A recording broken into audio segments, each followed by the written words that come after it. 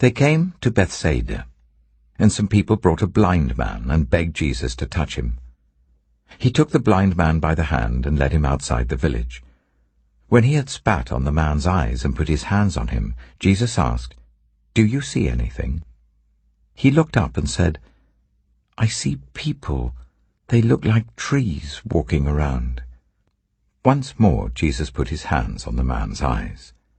Then his eyes were opened, his sight was restored, and he saw everything clearly. Jesus sent him home, saying, "Don't even go into the village." Jesus and his disciples went on to the villages around Caesarea Philippi.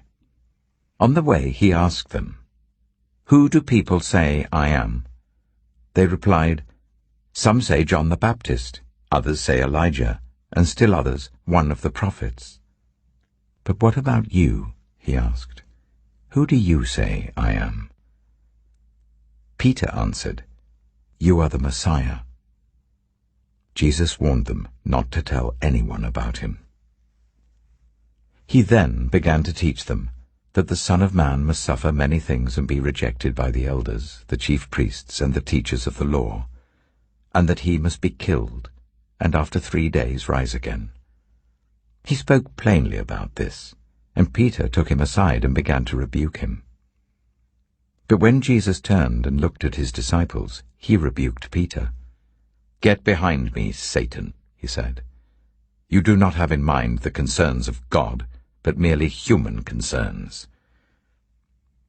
Then he called the crowd to him along with his disciples and said, "Whoever wants to be my disciple must deny themselves and take up their cross and follow me.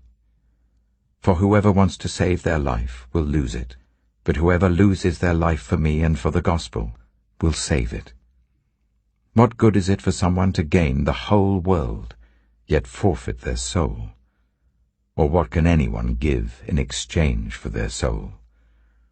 If anyone is ashamed of me and my words in this adulterous and sinful generation, the Son of Man will be ashamed of them when he comes in his Father's glory with the holy angels."